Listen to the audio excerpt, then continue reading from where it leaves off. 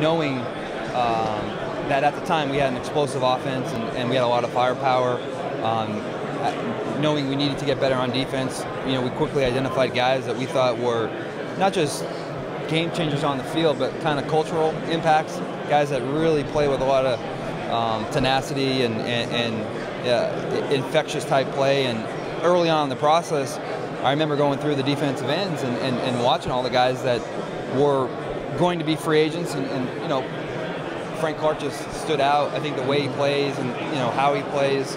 So we kind of said early on, like, good chance this guy gets tagged, but if he doesn't get tagged, we have to be ready, and if he does get tagged, we have to have the equity to make a deal like that. So I think I kind of said earlier when we made the move with D, it was part of the Frank Clark trade in our mind. So people didn't know. I remember at the time, Justin moved on, and then D, and like, what are they going to do at the end? But the whole time we were like, we're going to need some equity to get Frank, and that was part of the equation early on. And then with Tyron, we had a situation last year where had the injuries with Eric and kind of a rotating deal there, and we knew we had to upgrade and get some quality play on the back end, and we also knew that we probably wouldn't have a first-round pick because in our mind we were thinking it's going to take a 1+ for Frank. So we knew we had to go in that direction, so we quickly identified him. So that was a process where we identified those guys rather early, before the free agency window, and you can't really wait or negotiate until the free agency window, but you got to do the homework and be prepared. So, I mean, that free agency plan and those guys were targeted back in early December before the free agency period opened. I remember the way you talked about Matthew when you guys signed him, and I thought it was extraordinary. I mean, this was the piece we had to have. He's the one who ties it all together.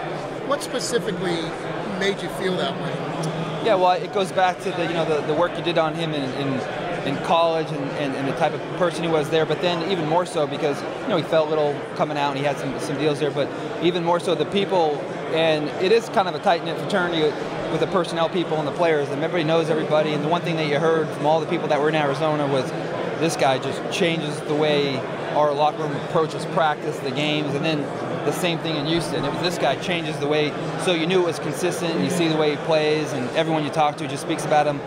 And I think earlier in the year I said that you heard that, and we wanted that, and we got that, and then when you have him in your locker room and in your building, it's that and more, because you're really, unless you're around it every day, don't understand the impact he has, but he's just a special person.